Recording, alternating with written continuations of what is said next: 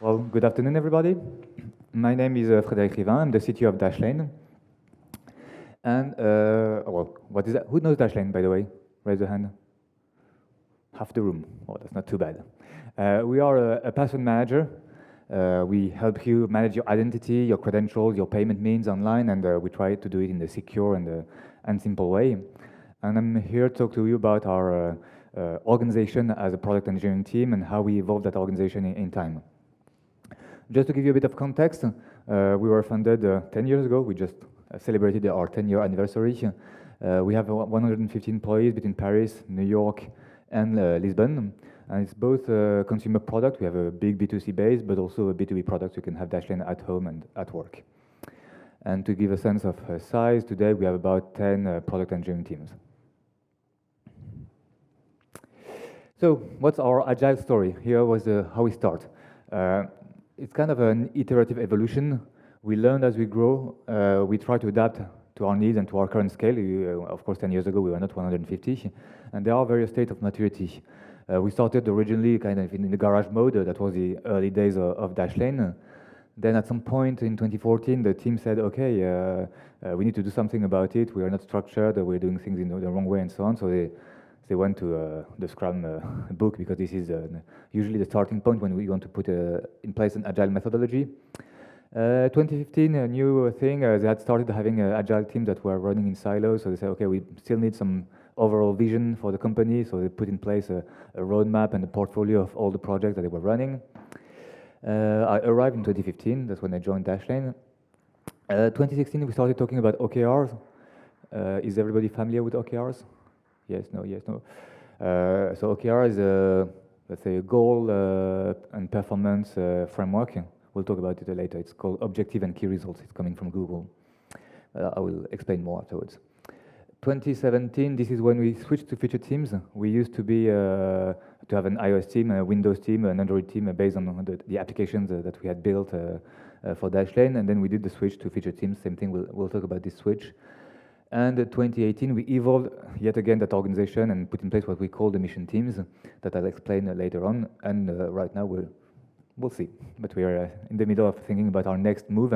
And as you can see, like every year there was a big change and a big evolution in the team, and that's an important part to the way we do things. We try to try new things, learn from them, and adapt and iterate on them. I'm going to talk about half-baked agility. And that's a nice chocolate cake. This is a quote from Felipe Castro. If you're interested in OKRs, agile organization and strategy, you should take a look, because he's an interesting agile coach. And what he says is that most people just do a half-baked agility because they just do operational agility. So when you look at an agile stack, Scrum, Kanban, all the project methodology that are based on agile principles, that's just about operations, how you run the teams, how you run the day-to-day, and so on. But that's not all there is to agility. You need to go up the stack, you need to talk about tactics, and usually when you talk about tactics and how you define which project I want to do, how you want to do it, and why you do it, you're going to talk about lean approaches. And then when you go up, then you talk about strategy. How do I define the strategy of my company, of my startup, within an agile approach? And of course, at the end of the day, it's also a lot about culture. How do I make sure that my culture, my organization is able to have an agile approach to everything we do? And of course, that's not easy. Most of the time, we start from the bottom and we try to go up, and there's a lot of effort required to get there. Running agile operations is kind of simple. I mean, most people that say that they're doing agile, they're doing that. They have like those cycles of production in an agile fashion. Most of the time it's Scrum or a mix of Scrum and Kanban, it doesn't really matter. You try to wrap it into a cycle of Lean, where you try to find the best way to formalize projects, prioritize projects, then run them and iterate on implementing them and assess the result at the end of the day. So that's a good mix of a Lean overall approach within a Scrum cycle. But the problem is that just staying to that organization is that at the end of the day, you have kind of the perfect feature factory. And that's not what you want to do. You don't want to just ship features as an engineering team. You just don't want to be just tracking how you deliver features, because of course you need to deliver features, but that's not what brings value to the company. That's not what makes an impact on how you get business progress. So how do you go up in that half-baked agility pyramid. How do you go to the strategy level? How do you move up the ladder? Well, first thing is about OKR. So I will share, of course, the slides afterwards with everybody at Ncraft, but I put an appendix with more about OKRs. Just in a very summarized version, OKR was a framework built by Intel in the 70s, so it's an old framework. And John Doerr, who was an investor at Intel, who was also an investor at Google, brought the framework to Google, and Google promoted it, and now it's used by most Silicon Valley companies. It's about defining an objective that is qualitative, an ambitious objective, and then finding the right KPI to measure it. And the fact that you measure how you get to the success of that objective is very important. And the main goal of this is to make sure that what you're looking for is maximum value and not maximum output. It doesn't matter to produce a lot if it doesn't bring value to the company. So let's look at really the output and the outcome of what you produce rather than the production machine as such. Interrupt me if there are questions or if it doesn't make sense. Feel free. So we are Dashlane. We are trying to improve our organization, and we are looking for the right organization for us, which is not, of course, easy. Originally, like I said, we had a legacy platform. We had a desktop application, an iOS application, web stack, and so on. We hired the first iOS developer at the time. He started building the iOS application for Dashlane, and then he hired more people around him, and that created an iOS application. That works well when you're small. That works well when you have a good line of business, strong focus. When you start having too many people, when you start having different lines of business, that hurts a lot. We had the issues of synchronization between the platforms and the teams. We had inconsistency in the product. The focus was more technical and not business-oriented enough. So we really wanted to change that. And we didn't reinvent the wheel. There was a lot that has been talked about this. So we looked at the feature team framework that has been promoted a lot by Spotify. And we built cross-functional teams. We started mixing people together. We built teams, a designer, an iOS developer, a backend developer together, and so on, with the idea, okay, you own a scope and you need to produce for that scope and get to some results. And we started with scopes that were kind of a business scope. That was kind of the obvious way to do it. We had a team that was focused on acquisition. How do you acquire more users for Dashlane? There was a team that was focused on conversion. How do I make free users becoming premium users? And so on and so on. And that was a good change. I don't know what are my slides. Yes, those are the type of business focus that you had: acquisition, conversion, retention, and so on. So that worked well. It was a big change because, of course, the iOS developers that used to be working all together in their small family of iOS developers, they were not distributed into the different teams. That's not an easy change, but it went pretty well, and we started running that way. But we wanted to transition again because at some point we realized that having a business scope is very complicated for our product team. It gave for a scope that was kind of too wide, too broad. How do you work on retention? Retention is a big word with a lot behind retention. You can do a lot of things to impact retention. The metrics that are associated to retention and the OKRs that were associated to it were very long term in the end, and that was not really the best way to focus. So what we said, okay, we have those business teams today. They work pretty well, but not perfectly. We don't want to come back to a world with project teams. It's not nice for a product engineering team to be given a project and say, okay, just deliver the project. We don't want to go back to the feature factory mode. How can we find a compromise in between? And so we ended up defining what we call the mission team today. So to give you a sense, I was talking about retention, increased retention, that there are lots of ideas, lots of different things that you can do to impact retention. And the indicators are very lagging, so it's complicated to measure. On the other hand, if I tell you build feature X, well, there is no room for ideas. It's success is related to delivery of the project and the results and the impacts it will bring. So that's not what we want to do. And in the middle, we kind of found, okay, your mission is to get users to put more passwords into Dashlane. That's a very focused mission. Of course, there are a lot of things we can do to achieve that mission, but you can measure that today, on average, users have so many passwords in Dashlane, and when you're done, you want to achieve so many plus whatever % of progress. So success is clear, but you still have a lot of margin to operate as a team. And the scope is not business only. You can have missions that are related to design. You can have missions that are more technically focused. You can have missions that are, of course, business focused. You can have more product involvement into the way missions are designed. It makes for a more cohesive team where everybody feels that they have some ownership and they can contribute at that level to the overall success of the mission. The team really feels kind of empowered and autonomous to decide, okay, here's what my mission I need to achieve. Here's how I measure it, and then I'm free to decide how I want to do it. So that was the change we did. So we still had those cross-functional teams, and mission team 1, 2, 3, we had kind of that sort of metrics organization with a mix of engineers, QA, designers, and so on. And depending on the type of mission, you can have missions that were like more mobile-oriented, so we would put iOS and Android developers in those missions, or missions that are more back-end oriented, so we would put mostly back-end developers in there. So this gives a lot of flexibility and the ability for the business to adapt itself. So that's pretty good. One key criteria that we put in place to make sure that we keep the teams co-located, because otherwise then you have more difficulty to coordinate everybody across locations. But you still have that kind of double matrix, so it's important to have both the mission team that the day-to-day run and keep the community of practices, as it's called, of all the Android developers together so that they can focus on the platform as well. Yeah.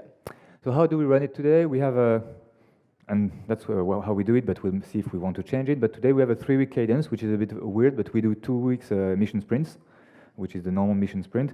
And then we alternate with 1 platform week where the developers from the same platform will get back together to work on platform-specific stuff.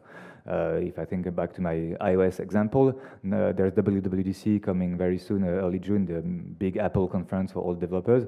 And of course, as always, they will announce the new versions for iOS, and we'll have to make sure that we are compatible. So that's specific iOS work that needs to happen, and they will work on that type of stuff during that platform week. We have quarterly reviews. We call them the rodeos. The goal is to review the progress of the mission. Is the mission going in the right direction? Should we stop it because they've achieved their result and it's a success, or because they are never going to achieve it? How do we staff the different missions? Should we put more people, less people? How do we adapt? So that's a big meeting that we have on a quarterly basis. And it's very basic in terms of tooling. Well, we use Jira and Confluence like many people, but we do everything with it. From a product perspective, we also use Product Board. If you don't know about Product Board, it's quite a nice tool to get input from customers and try to aggregate all the feature requests from everybody. And in terms of communication, we've tried to decorrelate the communication so that each team is quite autonomous. So we still have a bi-weekly sprint reviews at the end of the sprint, like in usual Scrum. We have a page in Confluence that's called the Sprint Dashboard, where the product owner will just put a short summary of what has happened in the mission sprint, and then the rest of the company that's not directly involved into the operations can get a sense of what's happening out there. And we use the town hall, so we have town halls every 2 weeks where we gather everybody for half an hour, and we'll use those as well to do demos in front of the whole company. Of course, I talked a lot about trying to have impact and to look for values, and even though that mission team framework is a bit better, it's still a challenge to really look for value and not look for just delivering features. So a few principles that we try to make sure that the teams have in mind. One of them is that well, we know the starting point. We want to achieve that mission, and today here are the metrics that we use to measure our mission. And we know where we want to end, but as you know, that's not the straight line. So we need to find the right way to achieve that mission. And it's a lot about making sure that we iterate. So we do discovery with our research team. We do a lot of work with the data team to gather data, to understand how the user thinks about the problem we're trying to solve and so on. We build a little something, we put it in production, we test it, we look at the data that's coming back, and then we iterate, we improve the experiment, or we throw it away if it doesn't work. But it's really important that each sprint is a way for you to get some value. And of course, that value can be different sort of value. There's the main important value is adoption. The new feature that you just shipped is being used by actual users. But it can be also learning. We spent the sprint to do a design sprint, for instance, to prototype and to do focus groups and to do work with users to learn from them. It can be internal discovery. Sometimes you need to do some technical research to make sure that you're capable of actually building the thing. You need to invest into technology and so on. But that's still internal learning for you. And then the last one, which is still an important one, is risk management. Sometimes you don't do things because they will bring value, but because if you don't do them, then you will lose value. So an example is things like GDPR stuff. Okay, nobody wants to do GDPR, but at the end of the day, you need to do it, otherwise you're at risk. Or other compliance stuff, or that type of stuff. This is just to give you a sense of how we build those. So that's a mission prioritization framework. So at the top, you can see one example of OKR. So the mission is to get more passwords, like I used in my example. And here we are talking about increasing desktop week 4 engagement rate from 18 to 30%. So you can see that's the measure, the starting measure and the ending measure. And then the team brainstormed as a team, and they defined a lot of different experiments and features that they could build. All the things in bold are actually things they wanted to test. And then it's up to them to define, okay, which one do I do first, depending on the effort and the value it will bring. How do I run this as a team? But it's basically a one-pager for the team to give a sense to the stakeholders about, okay, here's how we want to run things. We talked a lot also about 10% and 10x, because the problem with measuring things like this is that you can have the tendency to try to only optimize and try to only get more % of optimization, but at some point you also need to try and disrupt and do more innovation. So this graph is an example of Kodak, which of course all you know was very good at optimizing. They was continuously focusing on 10% optimization, and we know how it ended for them. It was not a great story at the end of the day. Whereas the other example that I use is the NASA. That's a picture from 2014, and the picture 1 year later after a lot of optimization on their camera and lenses. So that's like 10x improvement. So my point is just that as part of, let me skip this, as part of the work of the mission team, you need to work on both ends of the spectrums. You need to have things that are 10% optimization, and there are things that are more long-term bets, where there are more risk, there is more risk, but you hope that you can achieve more disruption. And it's a lot about finding the things that are that you know today. Okay, I'm pretty sure that today my iOS users will want me to autofill password when using apps, because that's kind of a base scenario. So let's optimize that scenario. But if I go to the other end of the spectrum, maybe one day users on iOS will want to autofill passwords using the voice or using Siri or something. Maybe, maybe not. We don't really know, because it's not like obvious that I would say, okay, Dashlane, can you log me in automatically on Facebook? Here's my password, blah, blah, blah, blah, blah. So this we need to research. We need to spend time with our users to make sure that there is a real value here. But maybe there's a big opportunity for us to do more of a 10x impact than a 10% impact. And that's I'm really insisting on this one, because this is not easy for a team to be able to balance both, to both balance the small optimization and the things that you know will bring a little, and the things that are really more like big bets. And so 4 key takeaways, and then maybe you can take questions. 1, very important, trust your teams. They know what to do. So give them the guidance, give them the missions and so on, and then let them find the ways to achieve those missions. Today, if I think about when I joined Dashlane, we still had most of the exec team participating in sprint reviews and so on. This is no longer the case. Now the teams are really free to run their life on their own, and it's a great way to run a team. Experiment all the time. That's very important. You don't know how things will turn out in production, so put things in production, test them, of course. Don't roll out to 100% of users, especially if you have a big user base. Learn from it and really aim to push things fast in production. Yet again, get the right mix of 10% optimization and 10x innovation. It's quite a hard balance to find, but it's important to focus on that. Otherwise, you will fall on only one side or the other side. And and last but not least, of course, assess for value. What matters at the end of the day is not the fact that we've been able to ship that feature in production at the right time. It's what happens after that. Did we get the value we expected from that feature? Did we invest the right effort into building something that mattered for the business? I think that's it. And of course, you can try Dashlane. I gave you a little promo code here for 6 months free of Dashlane. It's a very nice tool. You should try it. And I have a lot of appendix with the OKR and so on, so I'll share the slides so you can get them. Any questions?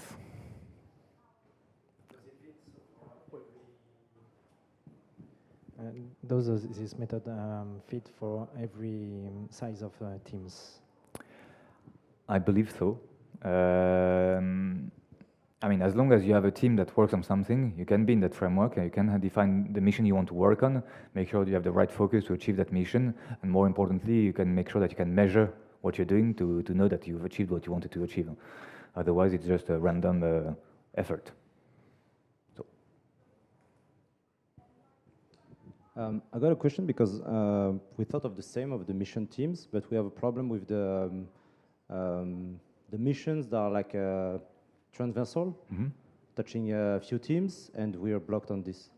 So do you have experiences on this or maybe feedbacks? So even because the mission is too big and then you need more teams to work on it? Yeah, something like, let's say we have an API. We need to put an API and we're switching from technologies. So it's touching everybody, basically, most of the people, and it's kind of the hot topics to say that it's one mission because it's the mission of all the company. The way we try to do it is we try to limit the dependencies between teams, because otherwise it's way more complicated and then you need to start synchronizing everybody and so on. So we try to split the teams in ways that make them autonomous, even though of course there can be a relationship. To give you an example, of course, if I have a team that's focused on improving the onboarding flow on the web for users, it will impact teams that are working further down the funnel and so on. So I need to be sure that that team has enough focus so that the next team doesn't work on the same thing as them, otherwise they will collide together. But the good thing, I think, with that framework is that you have the flexibility to adapt the teams the way you want. So if you have an API to build, they will put maybe at first more backend developers to start building the web services and so on. And at some point, you will need your clients to implement the API, so we'll build a team that is more cross-platforms. So, but it's better to have a sequence of shorter mission teams with more specific focus of mission rather than have a big mission which is just okay, let's build an API, because that's too broad and then you'll get into that type of issues. Okay, thanks. It's similar. How you work on mission organization if the mission covers more than one system? What do you mean? You have a mission and to deliver to get to this objective of the mission, you have to modify more than one system. But that's fine, as long as you put the right people within the team, they can work on different systems. You will have two PO, for example? Two POs? Two product owner, because they're more than... No, like I said, I don't think you should have that. Otherwise, then you start having teams that are too big and so on. So you should find a way to split your mission so that there are more focused missions. And it's not always easy, but I would strongly encourage to do that. And it's better to have a sequence of shorter missions that are that brings you to your own vision, to your full vision, rather than try to go to the whole thing in one block. So if it's too big, you need to split it, essentially. And you need to make sure that you can have different mission teams working parallel on some part of your end goal and your vision, but they should try to not collide and should have a delimited scope. Otherwise, then I mean, it depends on your case, but then you start having missions that put things in production that impact the other one, and then they screw the metrics together, or at some point they don't really know if they can do that or not that because it's going to trespass the other one, the other mission. So it's Okay. Definition and preparation of the mission is important. Okay, and in average, what is the duration of a mission? How many sprints? Well, for us, it varies a lot. It can be from like 3 sprints, so essentially 6 to 8 weeks, or up to 9 months if it's a big mission. Right now, we have a mission where we are rebuilding from scratch our Windows application. So we are rebuilding 10 years of application. So of course, that takes more time. Okay, thank you. What kind of workflow are you using? Does that have like feature branch, trunk-based development? Does it matter? No, it doesn't matter. And at Dashlane, we have a lot of everything because we have Android developers that are working with their own mechanism. There are iOS developers that are working in iOS type of release pipeline. We have Windows developers, macOS developers, and we have a lot of different platforms, technical platforms. So they all have their specifics. They all have their way of releasing, which you need to take into account when you want to ship features. But they all do their stuff. I think we're out of time. Sorry. We can talk afterwards. Thank you very much.